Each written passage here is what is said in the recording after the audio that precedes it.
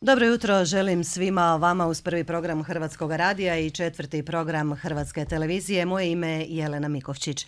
Burno je bilo proteklih dana u Europskoj uniji, prvo u Briselu, a onda i u Londonu. No burno će biti i sljedećih dana, naime i danas nas očekuje dan odluke, još jedan u nizu čini se, na kojem će se odlučivati hoće li Velika Britanija prihvatiti ili ne sporazum s Europskom unijom. Čini se da će se takvi burni dani nastaviti i dalje. Odluka je bilo još ovih dana, ne samo o Brexitu, nego i o proširenju, bit će i o hrvatskom članstvu u Schengenu. Sve to analiziramo danas u mreži Prvog. S nama su državna tajnica vanjskih i europskih poslova Andreja Metelko-Zgombić. Dobro vam jutro. Dobro jutro. I zastupnik u Europskom parlamentu iz redova socijaldemokrata Tonino Picula. Dobro jutro i vama. Dobro jutro. I dobro nam došli. Evo, kao što sam rekla, danas još jedan dan odluke u britanskom parlamentu. Teško je već reći koji je u nizu, teško je više uopće reći što se događa s Brexitom, s britanskim izlasom iz Europske unije. Naime, sve opcije su i dalje otvorene. Od izlaska bez sporazuma pa čak i do ostanka u Europskoj uniji. Ono što je posljednje i što je najnovije, gospođo Metelko-Zgombić, to je da je britanski parlament, odnosno Velika Britanija, ipak uputila pismo Europskoj uniji u kojem zahtjeva odgodu Brexita. Kako će na to reagirati Brisel? Je li odgoda izvjesna stvar? Ako je išta izvjesno u Brexitu. Da, ovo ste stvarno dobro postavili i zaista svjedočimo nevjerojatnom nizu događanja u Ujedinjenom Kraljevstvu. Da, točno. Nakon što u ovu subotu premijer Johnson nije dobio podršku za ovaj izmijenjeni, nešto malo izmijenjeni sporazum o povlačenju Ujedinjenog Kraljevstva iz Europske unije, nije dobio podršku u parlamentu, nego je parlament rekao da će o tome odlučivati kasnije, ali je obvezao Johnsona da prije nego što da taj sporazum na odlučivanje, da mora donijeti provedbeno zakonodavstvo koje će osigurati provedbu tog sporazuma. Tako da je parlament zaista odgodio odluku, opće izjašnjavanje o tom prijedlogu sporazuma i time je obvezao premijera Johnsona zatražiti produženje. On je govorio da neće tražiti produženje i zaista je, međutim, ovu subotu je poslao u Brisel i između ostalog i našem predsjedniku vlade, dakle pismo, u kojem on najavljuje da će njihov stalni predstavnik zatražiti odgodu i on je zaista to učinio. Tražili su odgodu od 3 mjeseca, što znači da bi, ako bi maksimalno koristili njihov zahtjev za odgodom, to bi taman palo na kraju 1. mjeseca našeg predsjedanja.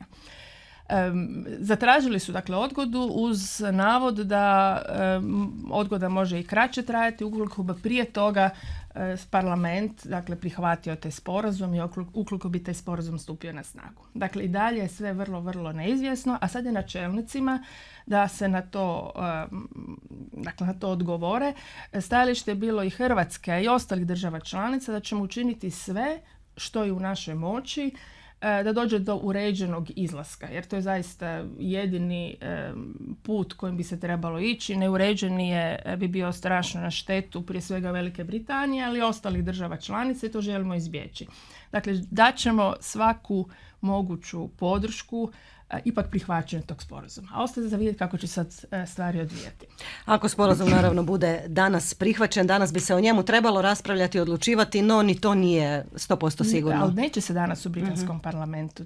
Parlament je rekao prvo želimo provedbeno zakonodavstvo. A zašto je tome tako? Zato što po njihovim pravilima sporazum koji je prihvatio njihov parlament nije po svojoj pravnoj snazi iznad zakona, kao što je kod nas i u nevelikom broju država. I oni su rekli prvo želimo svo provedbeno zakonodavstvo pred nama, a onda ćemo se na kraju odlučiti želimo li taj sporazum ili ne. Mislim, interesantno malo, dakle, naravno, to je isto politička igra.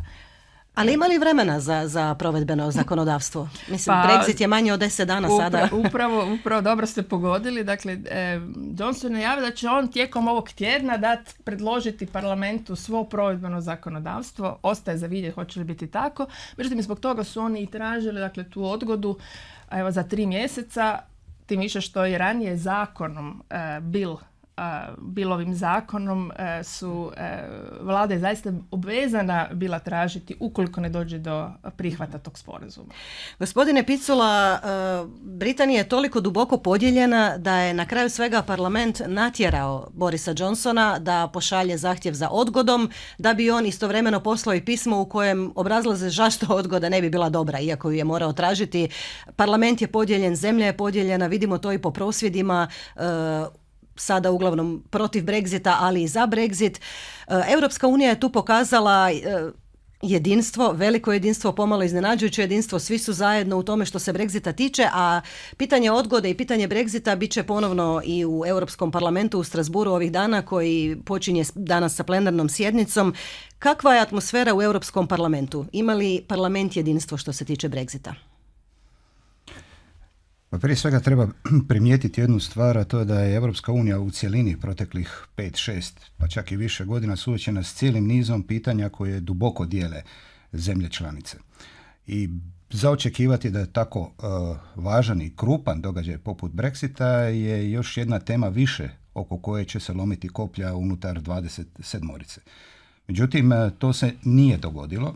Dapače, čini mi se da je Brexit kao premijerni događaj u europskoj povijesti, jer je jedna zemlja poželjela izaći iz Europske unije, stišao upravo one političke opcije unutar pojedinih članica Europske unije koje su također htjele krenuti putem izlaska iz Europske unije, odnosno članstvo vlastite zemlje Unije, htjeli su koristiti u nekoj vrsti unutar političkog obračunavanja. Međutim, kad se vidjelo da je naravno teško ući u Europsku uniju, ali jednako tako teško je i izaći, s kojim posljedicama ako se ovakav kaos događa u jednoj uređenoj i staroj demokraciji poput britanske, tada su se upravo ti politički glasovi u proteklih nekoliko godina itekako stišali. I kao refleks toga imamo doista jednu vrstu operativnog jedinstva u okviru 27-orice. Treba svakako kazati da gospodin Michel Barnier doista napravio dobar posao sklapajući prvu varijantu Brexita, očito uspio je nadopuniti i učiniti prihvatljivom, pretpostavljam, i ovu drugu varijantu. Tako da Europska unija ovoga trenutka ima zapravo dva cilja kada govorimo o situaciji vezano za posljednja događanja, a to je svakako, ako je ikako moguće, spriječiti kaotičan Brexit, jer su mnoge procjene zapravo dale jednu dosta lošu sliku gospodarskog stanja u državama koje neposredno trguju sa samom Velikom Britanijom. Riječ je zapravo o milijardama gubitaka kojima bi bili izložene prije svega Njemačka, Francuska, Belgijska i Nizozemska ekonomija, a s druge strane Brisel ne želi dopustiti da ga se uvuče unutarnje rasprave u samoj Britaniji i zato je jedna vrsta benevolentnosti prema ovoj nadogradnji sporazuma prošla tako glatko, jer se želi izbjeći da Europska unija bude neka vrsta zapravo suigrača bilo kome u samoj Velikoj Britaniji dok se situacija ne raščisti. I da, evo, na neki način zaključim pomalo ironično, jer su takve informacije, jučer su se ujutro okupili veleposlanici Europske unije u Briselu kako bi analizirali situaciju u britanskom parlamentu nakon subote. I jedan anonimni diplomat je rekao, to je bila vrlo kratak susret i nismo našli nikog mrtvog u jarku. Aludirali su naprosto na čuvenu tezu Borisa Johnsona da će on prije dopustiti da ga nađu mrtvog u jarku nego što će poslati u Brisel zahtjev za ekstenziju. Međutim, sve ovo o čemu mi ovdje govorimo, analiziramo zbog dinamike odnosa u Velikoj Britaniji, u britanskom parlamentu, može već sutra ili preko sutra biti zastarjelo. Da, puno ima toga što ako zapravo, više manje su i sada sva pitanja hipotetska jer ne znamo što će se događati i mislim da nitko to sada ne može ni predvidjeti. No, ono što znamo je da je dogovoren novi sporazum koji je više manje isti kao što je bio onaj stari, s nekim razlikama koje su bile vrlo važne Britancima, a to je što se tiče položaja Sjeverne Irske. Što je to konkretno što je promijenjeno u ovom novom sporazumu koji je sklopio Boris Johnson u odnosu na onom Theresa May? Da, ovaj novi, dakle, sporazum je u stvari ostao identičan i isti onakav kakav je bio u načelu dogovoren ranije. Izmijenjen je aneks koji se tiče Sjeverne Irske i to, ja bih rekla, zaista u nekim nijansama. I dalje i dalje taj aneks osigurava ono što je Europskoj uniji, državama članicama, a posebno Irskoj bilo važno, meku granicu iz Sjeverne Irske u Irsku i integritet jedinstvenog tržišta, što znači dakle da roba koja dolazi u Sjevernu Irsku i koja izlazi iz Sjeverne Irske je u stvari će biti tretirana kao da je dio jedinstvenog tržišta i bit će dio de facto jedinstvenog carinskog područja zajedno sa Europskom unijom. No istovremeno neće biti na zajedničkom tržištu nego na tržištu s Britancima. Postojaće jedan dvostruki režim u Sjevernoj Irskoj, ali na način da ona roba koja treba doći iz Velike Britanije u Sjevernu Irsku, a kasnije odlazi u Irsku, ona će biti carinjena i to će biti carinjena u Irskom, u moru između Velike Britanije i Sjeverne Irske. To je vrlo složen proces. Koliko je to tehnički izvedivo? Pa to je jedan razlog čega se toliko dugo sve to vrlo pažljivo pregovaralo. Dakle, trebalo je staviti sve te tehničke postupke crno-bijelo na papir i bit će dosta zahtjevno.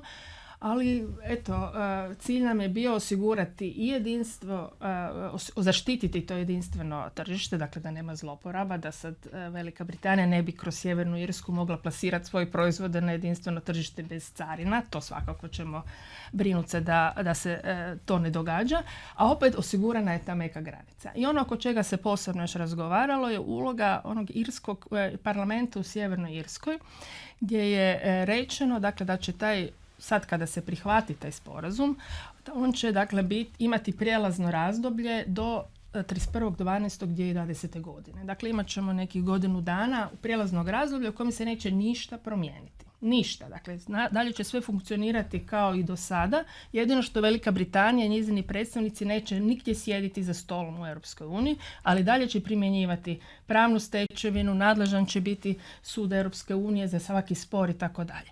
Kad istekne to prijelazno razdoblje, tada irski parlament, dakle u Sjevernoj Irski, imat će pravo odlučiti želi li taj režim održati i dalje 4 godine na snazi i to će biti 4 godine ako o tome odluče običnom većinom. Ali ako odluče kvalificiranom većinom, onda će odmah taj režim biti na snazi 8 godina. Ako pak ne postigne se suglasnost, onda slijedi, počinje djelovati zajedničko vijeće između država članica Europske unije i Velike Britanije, onda će oni dogovoriti kako dalje. Dakle, imamo čvrsta pravila na stolu koja će osigurati ono što smo htjeli od početka. Gospodine Picula, u svemu ovome vrlo se često spominje, osobito kad gledamo prosvjede na ulicama Londona i mogućnost novog referenduma. Koliko je on uopće moguć? Do sada su svi britanski političari govorili da referendum sa istim pitanjem nije moguć jer je demokratski narod odlučio to što je odlučio. To je cijelo vrijeme i mantra Borisa Johnsona da on provodi ono što narod želi za razliku od parlamenta. Mislite li vi da je ipak moguć novi referendum, novo izjašnjavanje pa možda i ostanak Velike Britanije u Europskoj uniji? Pa kritičari, analitičari postojeće situacije kažu nasuprot toj tezi Borisa Johnsona da su se pred više od 3 godine britanski glasači opredijelili o Brexitu odgovarajući na pitanje što. Međutim, referendum nije odgovorio na pitanje kako. Evo, nakon 3 gotovo i pol godine sada vidimo da to kako je zapravo onaj ključni moment koji određuje političko ponašanje aktera u Velikoj Britaniji vezano za Brexit. Meni se čini ovoga trenutka, analizirajući situaciju, da u samom britanskom parlamentu je došlo do pomjeranja prioriteta. Ukoliko je doista ranije isključivo bila opozicija mogućnosti da se izađe iz Europske unije bez uređenog sistema koji bi smanjio štetu na minimum, sada mislim da britanski parlamentarci pokušavaju prije svega prinuditi vladu Borisa Johnsona na 2 stvari. Jedno je u ovom tranzicijskom periodu osigurati novo izjašnjavanje građana, ali o sastavu britanskog parlamenta, a drugo je pokušati ga prinuditi na novi referendum. Čini mi se barem po tonu rasprava u Westminsteru u subotu da ovaj novi sporazum više sam po sebi nije toliko odiozan, odnosno da postoji sve veća spremnost da ga se prihvati. Međutim, sada kao da pomalo britanski parlamentarci su svjesni da ulaze u post-brexitovsko vrijeme, a Brexit kao politička činjenica i tekako će utjecati na konfiguraciju i odnose budućih protagonista, odnosno političkih stranaka. Prema tome, podijeljenost će ostati. Vidjeli smo 1 milijun ljudi na ulicama Londona ispred parlamenta, međutim, vjerojatno postoji ista, ako ne i veća, zapravo društvena skupina u Velikoj Britaniji koja jest za odlazak Ujedinjenog Kraljevstva iz Europske unije. Prema tome, dogodio se Brexit 31.10. ili 31. siječnja ili će neki, kao što kažu, trebati iskoristiti cijeli taj tranzicijski period da bi zapravo Velika Britanija se jasno opredijelila o sebi i o Brexitu, dakle do konca 2020. Činjenica je da mi zapravo već što se tiče Velike Britanije živimo pomalo u post-brexitovskom vremenu u kojem će doista možda važiti neka posve pravila i drugačiji odnosi na političkoj sceni. Drugim riječima, da i je novi referendum, nije baš vjerojatno da bi on donio ostanak Velike Britanije u Europskoj uniji i ankete pokazuju da se zapravo odnosi snaga nisu puno promijenili. No, o Brexitu ćemo sigurno još govoriti sljedećih dana i sljedećih tjedana. Još jedna važna odluka kad je o Hrvatskoj riječ. Čeka nas sutra, ako ponovno nije odgođena, obzirom da je već bila odgađana. Dakle, kolegi povjerenika, Europska komisija trebala bi odlučiti o tehničkoj spremnosti Hrvatske za članstvo u Schengenu. Odluka je već odgađana, a zastupnici u slovenskom parlamentu tražili su da se odgoda da ponovno dođe do odgode, odnosno da tu odluku ne donese sadašnja Europska komisija koja je na odlasku. Tim je povodom s nama kraj telefona slovenski zastupnik iz redova socijaldemokrata Milan Brglez. Gospodine Brglez, dobro jutro, čujemo se. Slišimo se, dobro jutro. Dobro jutro. Evo, vi ste jedan od 6 slovenskih zastupnika koji su potpisali pismo u kojem se pak traži da se Hrvatskoj ne odobri članstvo u Schengenu. Možete li obrazložiti zašto?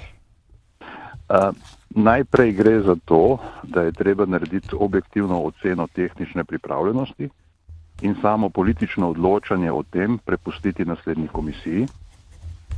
Tudi zato, ker tehnične pogoje izpolnjujeta tudi Bolgarija in Romunija in je potrebno Schengen na pameten način širiti brez hude krvi. Dobro, ja ću samo kratko prevesti. Dakle, ono što kažete da Slovenci traže vrlo objektivnu ocjenu tehničke spremnosti, da to politički ne može odlučiti ova komisija koja je na odlasku, da nije dovoljna samo tehnička spremnost, dokaz su tome Bugarska i Rumunjska koje već godinama imaju potvrdu tehničke spremnosti, a još uvijek nisu ušle u Schengen iz političkih razloga. I da su to da treba vrlo detaljno analizirati sve te stvari jer ulazak u Schengen je važna stvar. Smatrate li vi onda da Hrvatska nije tehnički spremna za Schengen? Sam nisem kvalificiran, da dam to vrstno oceno.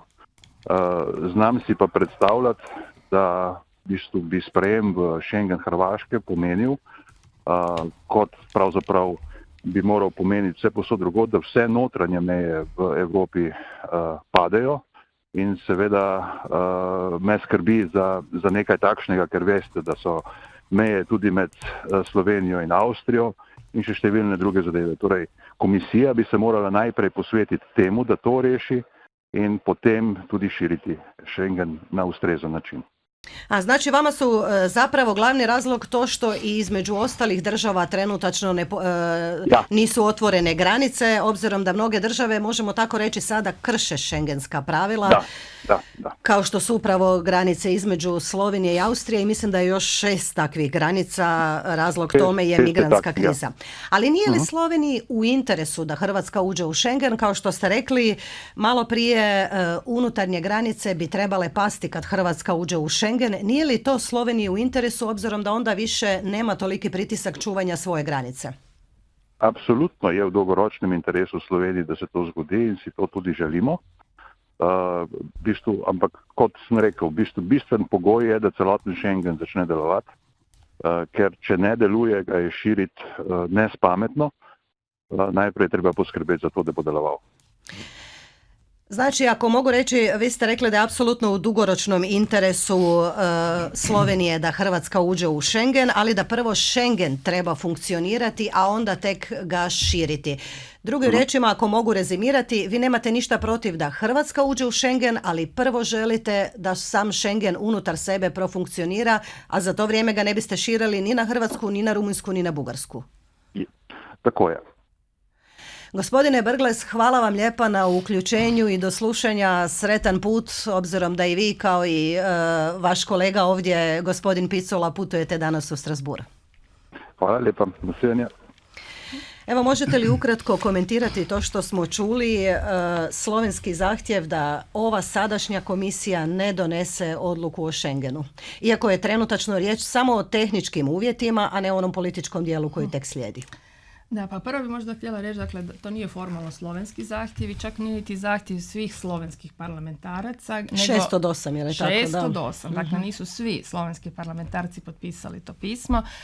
Kao što smo mogli čuti, te parlamentarce brine da taj zahtjev, odnosno odluka o tehničkoj spremnosti neće biti dovoljno objektivno predstavljena i tako dalje. Ja mislim da za to se zaista ne bi trebali brinuti, jer upravo tome služi Europska komisija koja je, dakle, od 2017. godine intenzivno razgovarala, odnosno čak i 15. godine razgovarala s Hrvatskom. Dakle, mi smo prošli evaluaciju svih 8 područja. U 7 smo u potpunosti već ranije bilo utvrđeno da smo ih ispunili. Imamo ovo 8. područje gdje su dolazili eksperti u nekoliko navrata i ono što mi u dijalogu s Europskom komisijom vidimo jest da oni zaista smatraju da smo mi to ispunili i da zaslužujemo da nam se potvrdi ta tehnička spremnost. Dobro je bilo vidjeti, dakle, da sam, naravno, parlamentarni zastupnik ne zna detalje, ali upravo jednom kada Europska komisija donese takvu odluku, imat će prigodu vidjeti koliko je to jedno objektivno, čvrsto, vrlo precizno tehničko utvrđenje da mi ispunjavamo uvjete. Kao što je bilo na kraju krajeva za njih kad je Slovenija ulazila u Schengen. Gospodine Picula, kako komentirate to pismo? Između ostalog, što nismo spomenuli u tom pismu, osim što strahuju od neobjektivnosti pri ocjenjivanju, strahuju od toga da to nije pitanje za ovu komisiju, nego da bi se time trebala baviti nova komisija, jer ona ipak ima mandat na sljedećih 5 godina. Rečeno je i dali su zapravo i prigovor na transparentnost, zato što navodno hrvatski političari znaju više o tom tehničkom ocjenjivanju nego što bi se trebalo znati. Ili mediji.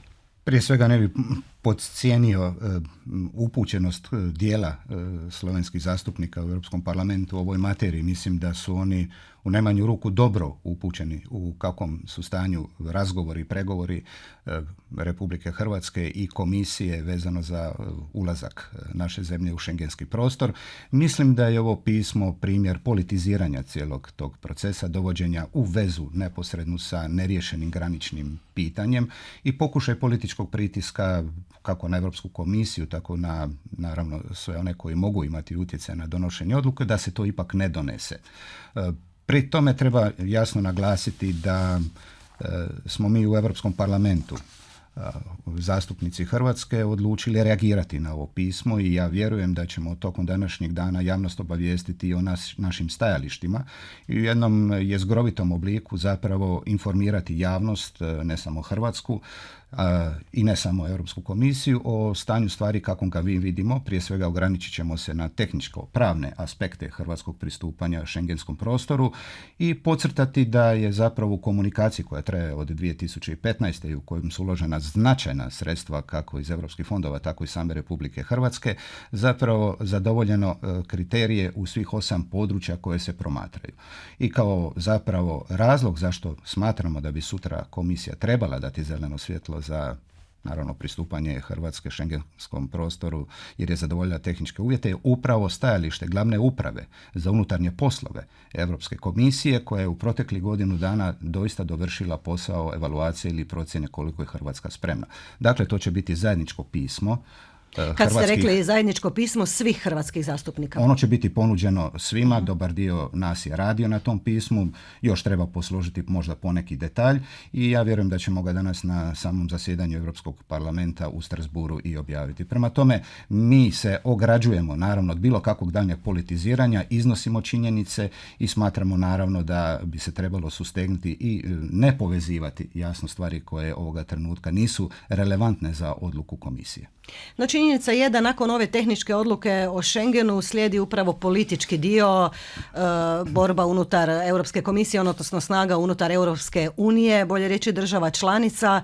Vidimo to i po primjeru Bugarske i Rumunjske koje još uvijek nisu u Schengenu, a prije 5 godina su već dobile zeleno svjetlo. Tako je, ali onda je trebalo pričekati odluku Europske komisije i ocjenu da je Hrvatska tehnički spremna za Schengen i onda naravno prepustiti prije svega Europskom vijeću koje je na kraju ultima linea ono koje donosi i političku odluku o tome da li jedna zemlja zadovoljava ne samo tehničko pravno nego političke kriterije da uđe u Schengen. I ovo pismo zapravo najavljuje na neki način da će nam Slovenija biti prepreka kad je riječ o ulasku u Schengen. Može li se ponoviti scenarij kakav je bio za ulazak u Europsku uniju? Hoće li biti ucjenjivanja? Kakvih signala imate iz Ljubljane? Mislim, ostaje naravno za vidjeti, kao što smo ovdje čuli. Prvo, najvažnije je sad u ovom trenutku da Europska komisija potvrdi da mi zaista tehnički jesmo spremni. Korak po korak. Treba imati na umu da tijekom hrvatskog predsjedanja Vijećem Europske unije nijedna takva odluka vezano za hrvatski Schengen ne bi bila primjerena uopće da se donese, da se pokrene rasprava o tome. Prema tome, o tom ćemo onda raspravljati moguće u drugoj polovici 2020. godine. Ima do tada dakle još vremena. Mi vjerujemo da ćemo mi slovenskim kolegama zaista uspjeti pokazati i dokazati da je zaista u njihovom interesu da Hrvatska uđe u Schengen, a ovaj argument da granice su se ponovno uspostavljene, da se Schengen dobro ne primjenjuje, nije nikakav argument kad je riječ o hrvatskom ulasku. Dakle, to je problem onih država koje već jesu u Schengenu, koji ga dobro i pravilno ne primjenjuju. Što je opet i nova tema, kakvu budućnost ima Schengen obzirom na tolike granice.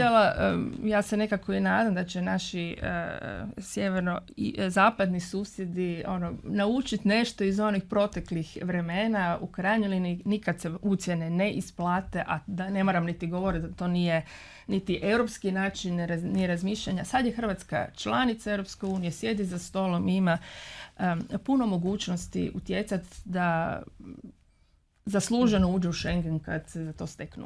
U puno je drugačijem položaju u svakom slučaju, no možda nekakvu odluku donese i Europski sud. 6.11. se čekala prva odluka Europskog suda o nadležnosti za proces. Naime, Slovenija je Hrvatsku tužila Europskom sudu zbog neprimjene arbitražnog sporazuma. Je li odluka odgođena? Informacije kruže da je odluka odgođena i zašto? Kakav je to znak? Ako Slovenija je tužila Hrvatsku zbog navodnog kršenja pravne stečevine zato što ne prihvaćamo i ne primjenjujemo arbitražnu odluku. Hrvatska je prije svega osporila nadležnost suda. Sad bilo je najavljeno da će da će 6. studenog ne da će sud donijeti odluku, nego da će neovisni odvjetnik, to je jedan institut koji postoji pri sudu Europske unije, prvo dati mišljenje o tome. A nakon toga onda sud u nekom roku odlučuje i donosi odluku, pri čemu ta odluka može biti na tragu onog što je neovisni odvjetnik rekao ili nije. Dakle, imamo razne. Zaista odluka je, dakle, objava mišljenja neovisnog odvjetnika je zaista odgođena za prosinac. Ja u tome ne vidim neki poseban problem. Mislim, uvijek sud može iz tehničkih nekih drugih razloga odgoditi odluku. Važno je, u što mi vjerujemo, da će sud u konačnici zaključiti da nije nadležan i da će to biti poticaj Slovenije da zajedno s nama sjedne i dogovorimo granicu. I tu bi imali puno toga što ako. Kakva je tu atmosfera u Europskom parlamentu? Kakvu potporu imaju hrvatski zastupnici kad je o tome riječ? Pa drago mi je zbog tog vašeg pitanja jer upravo je Schengen bila tema plenarnog zasjedanja Europskog parlamenta pred nekih 1.5 godina. I to na poticaj skupine čiji sam član, socijalista i demokrata. Međutim, neovisno o tome, svi zastupnici, velika većina koja je sudjelovala u raspravi o Schengenu, kakav je danas i kakav bi trebao biti, se vrlo jasno zaključkom izrazila u prilog potpori Bugarskoj i Rumunjskoj da uđu u Schengen, a Hrvatskoj kad se za to steknu uvjeti. Prema tome smatram da Europski parlament, kao što je slučaj i sa Brexitom, kao što je slučaj i sa proširenjem, često se nalazi u kontrapoziciji prema prije svega nekim drugim institucijama Europske unije, poglavito Europskom vijeću, u kojem ipak sjede premijeri država koji onda vode računa puno više o interesima vlastitih zemalja, svojih nacionalnih interesa i donose odluke o kojima mi naravno u Europskom parlamentu često imamo drugačiji stav i dižu nam se obrve. Međutim, to je arhitektura odnosa unutar Europske unije, ne treba odustajati. Ja sam doista uvjeren da će Europski parlament poduprijeti Hrvatsku i njezino mjesto u Schengenu kada za to dođe vrijeme. Hvala vam najljepša na sudjelovanju u jutrošnjoj emisiji. S nama su bili Andreja Metelko-Zgombić i Tonino Picula. Uključio nam se i Milan Brglez iz Slovenije. U režiji Jasna Sarić, Davor Šajko, Gordan Fučkar. Moje ime je Jelena Mikovčić. Doviđenja i do slušanja.